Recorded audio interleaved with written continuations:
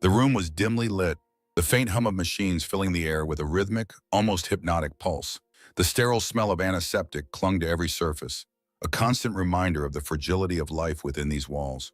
In the center of the room, a man lay motionless on the hospital bed, his chest rising and falling in sync with the ventilator that breathed for him. Tubes and wires snaked around his body, connecting him to the various monitors that tracked his vitals. His name was Daniel Carter, a 34-year-old man who had been in a coma for the past 3 weeks following a severe car accident. His family had been told that the chances of him waking up were slim, but they clung to hope, visiting him every day, praying for a miracle. But tonight, something was different.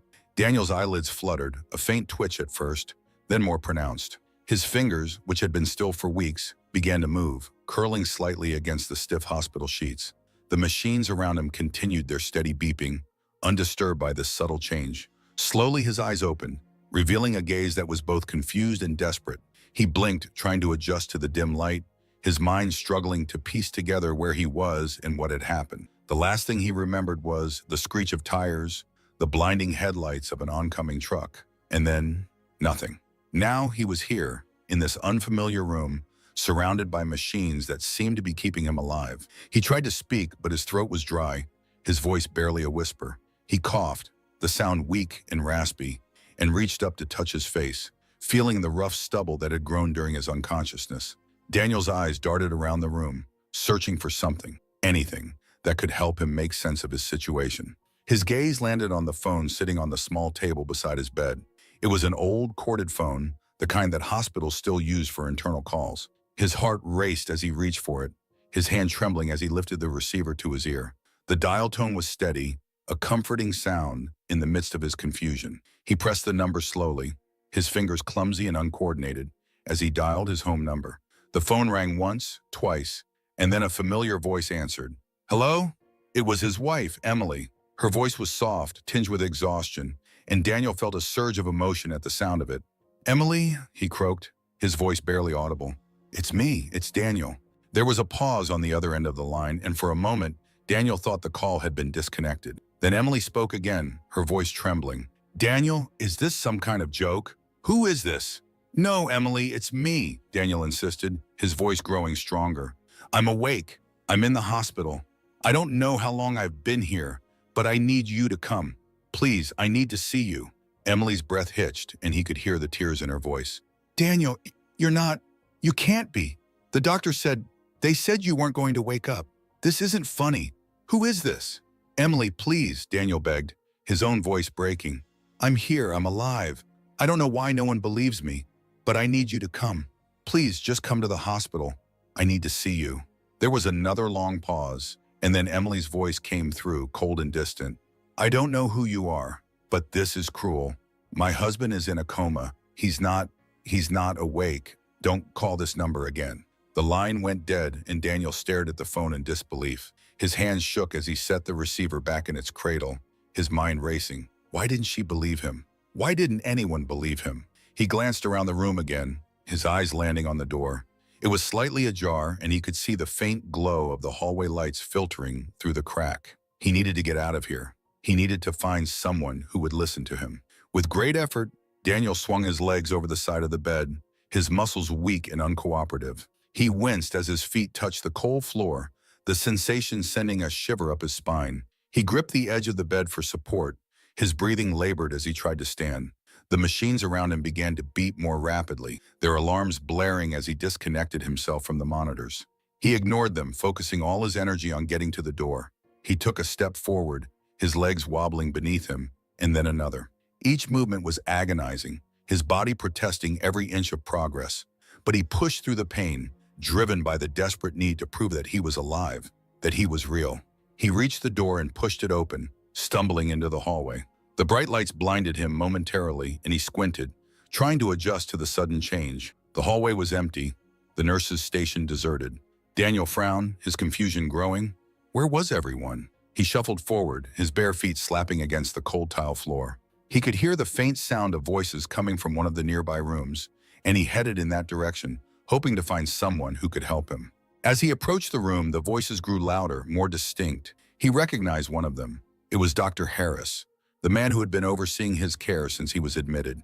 Daniel's heart leapt with hope. If anyone would leave him, it would be Dr. Harris. He reached the doorway and peered inside, his breath catching in his throat.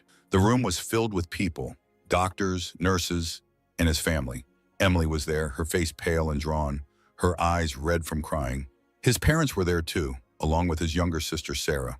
They were all gathered around a bed, their faces etched with grief. Daniel's stomach churned as he realized what was happening. They were saying their goodbyes.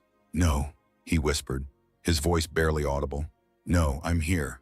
I'm alive." He stepped into the room, his legs giving out beneath him as he collapsed to the floor. The sound of his fall drew the attention of everyone in the room, and they turned to look at him, their eyes wide with shock. "Daniel," Emily whispered, her voice trembling. Is that really you?" "Yes," Daniel gasped, tears streaming down his face. "It's me. I'm here. I'm alive." Dr. Harris was the first to move, rushing to Daniel's side and kneeling beside him. He placed a hand on Daniel's chest, feeling for a heartbeat, and then looked up at the others, his expression one of disbelief. "He's alive," he said, his voice filled with awe. "He's really alive." Emily let out a sob and rushed to Daniel's side, dropping to her knees and pulling him into her arms. "I thought I lost you," she cried, her tears soaking into his hospital gown. "I thought you were gone." Daniel clung to her, his own tears falling as he buried his face in her shoulder. "I'm here," he whispered. "I'm here." The room erupted into chaos as the nurses rushed to stabilize Daniel, checking his vitals and reconnecting him to the monitors. His family crowded around him, their faces a mixture of relief and disbelief. Dr. Harris stood back, watching the scene unfold with a sense of wonder. It was a miracle, one that defied all medical explanation. But as the initial shock wore off, questions began to arise.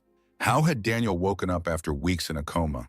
Why had no one believed him when he called? And perhaps most unsettling of all, why had the machines not registered any change in his condition until he disconnected himself? Daniel's recovery was swift, his body regaining strength with each passing day. But the experience left him with a lingering sense of unease. He couldn't shake the feeling that something wasn't right, that there was more to his awakening than met the eye. He began to have strange dreams, vivid and unsettling, of a world that was just out of reach. In these dreams, he would find himself wandering through the hospital, searching for something he couldn't quite name. And always there was a sense of being watched, of something lurking just beyond the edge of his vision. One night, as he lay in bed, unable to sleep, Daniel decided to confront his fears. He got up and made his way to the hospital chapel, a small, quiet room where he often went to think. As he entered, he was surprised to find someone else there, a man he didn't recognize, sitting in one of the pews, his head bowed in prayer. Daniel hesitated, unsure whether to disturb the man, but something compelled him to approach. "Excuse me," he said softly, "do you mind if I join you?" The man looked up, and Daniel was struck by the intensity of his gaze. His eyes were a deep, piercing blue, and they seemed to see right through him. "Of course," the man said, his voice calm and soothing. "Please sit." Daniel sat down beside him, feeling a strange sense of peace in the man's presence. "I'm Daniel," he said, extending his hand. The man shook it, his grip firm but gentle. "I'm Gabriel," he replied. "It's a pleasure to meet you, Daniel." They sat in silence for a few moments, the only sound the soft rustling of the chapel's curtains in the breeze. Finally, Daniel spoke again. "I don't know why, but I feel like I can talk to you.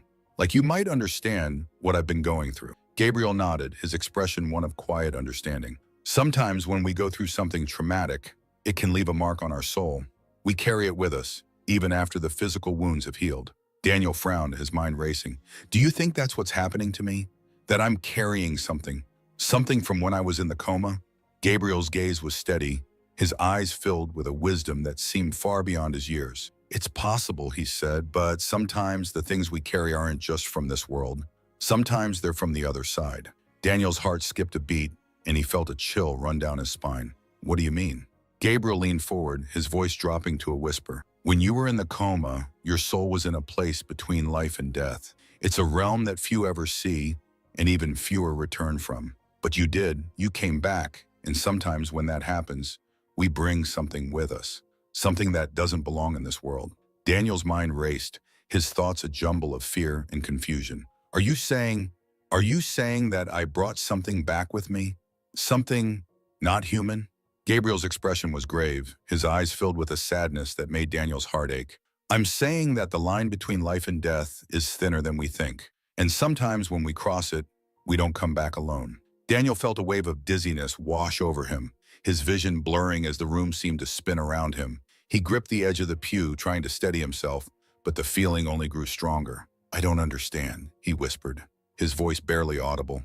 What does this mean? What's happening to me? Gabriel placed a hand on Daniel's shoulder, his touch warm and reassuring. It means that you've been given a second chance, Daniel. But with that comes a responsibility. You need to find out what you brought back with you, and you need to send it back to where it belongs. Daniel's breath came in short, shallow gasps, his mind reeling from the implications of Gabriel's words. How do I do that? He asked, his voice trembling. How do I send it back? Gabriel's gaze was steady, his eyes filled with a quiet determination. You need to confront it, he said. You need to face whatever it is that's been following you, and you need to send it back to the other side. Only then will you be free. Daniel nodded, his resolve hardening as he absorbed Gabriel's words. I'll do it, he said, his voice firm. I'll face it. Whatever it is, I'll send it back. Gabriel smiled, a small, sad smile that spoke of the weight of the task ahead. I know you will, Daniel. And when you do, you'll finally be at peace. The two men sat in silence for a few more moments, the weight of their conversation hanging heavy in the air. Finally, Daniel stood, his legs steady beneath him. Thank you, he said, his voice filled with gratitude. Thank you for helping me understand. Gabriel nodded, his expression one of quiet acceptance. You're welcome, Daniel. Remember, you are not alone in this. There are forces at work that are beyond our understanding, but they can be overcome. You just have to believe. Daniel left the chapel, his mind racing with thoughts of what lay ahead. He knew that the road before him would be difficult, but he also knew that he had no choice. He had to confront whatever it was that had followed him back from the other side, and he had to send it back. Only then could he truly be free. As he made his way back to his room, Daniel couldn't shake the feeling that he was being watched. He glanced over his shoulder, half expecting to see someone or something following him, but the hallway was empty, the only sound the faint hum of the hospital's fluorescent lights. He reached his room and stepped inside, closing the door behind him. The room was quiet, the only sound the steady beeping of the monitors. Daniel sat down on the edge of the bed, his mind still racing. He knew that he couldn't do this alone. He needed help. He reached for the phone on the bedside table, his hand trembling as he lifted the receiver. He dialed a number, his heart pounding in his chest as he waited for the person on the other end to answer. Hello, a familiar voice said. Emily, Daniel said, his voice filled with urgency. It's me. I need your help. There was a pause on the other end of the line, and then Emily's voice came through, soft and filled with concern. Daniel, what's wrong? Daniel took a deep breath, his mind racing as he tried to find the words to explain. I need you to come to the hospital, he said. There's something I need to tell you, something important. Emily's voice was filled with worry. Daniel, what's going on? Are you okay? I'm fine, Daniel said, his voice firm. But I need you to come. Please, Emily, I can't do this alone. There was another pause, and then Emily's voice came through, filled with determination. I'll be there as soon as I can, she said. Just hang on, Daniel. I'm coming. Daniel set the phone down, his heart still racing. He knew that the road ahead would be difficult, but he also knew that he couldn't do it alone. He needed Emily, he needed his family, and he needed to confront whatever it was that had followed him back from the other side. As he sat there waiting for Emily to arrive, Daniel couldn't shake the feeling that he was being watched. He glanced around the room, his eyes scanning the shadows for any sign of movement. But the room was empty, the only sound the steady beeping of the monitors. Daniel took a deep breath, his mind racing as he tried to prepare himself for what lay ahead. He knew that the road before him would be difficult, but he also knew that he had no choice. He had to confront whatever it was that had followed him back from the other side, and he had to send it back. Only then could he truly be free. And as he sat there waiting for Emily to arrive, Daniel couldn't help but wonder if he was strong enough to face what was coming. But deep down, he knew that he had no choice. He had to try for his sake and for the sake of those he loved. He had to try. The room was quiet, the only sound the steady beeping of the monitors. Daniel sat on the edge of the bed, his mind racing as he tried to prepare himself for what lay ahead. He knew that the road before him would be difficult, but he also knew that he had no choice. He had to confront whatever it was that had followed him back from the other side, and he had to send it back. Only then could he truly be free. And as he sat there, waiting for Emily to arrive, Daniel couldn't help but wonder if he was strong enough to face what was coming. But deep down, he knew that he had no choice. He had to try. For his sake and for the sake of those he loved, he had to tremor. The room was quiet, the only sound the steady beeping of the monitors. Daniel sat on the edge of the bed, his mind racing as he tried to prepare himself for what lay ahead. He knew that the road before him would be difficult, but he also knew that he had no choice. He had to confront whatever it was that had followed him back from the other side, and he had to send it back. Only then could he truly be free. And as he sat there, waiting for Emily to arrive, Daniel couldn't help but wonder if he was strong enough to face what was coming. But deep down, he knew that he had no choice. He had to try to. For his sake and for the sake of those he loved, he had to try. Daniel's journey reminds us of the thin line between life and death and the mysteries that lie beyond our understanding. If this story moved you, or if you have ever wondered about the unseen forces that shape our lives, don't forget to subscribe to this channel. By subscribing, you'll join a community of curious minds who explore the dramatic, the emotional, and the unexplained. Hit that notification bell so you never miss a story that will keep you on the edge of your seat. Until next time, stay curious and remember, sometimes the most extraordinary stories are the ones that blur the line between reality and the unknown. See you in the next video. Subscribe for more gripping tales. Thank you for watching.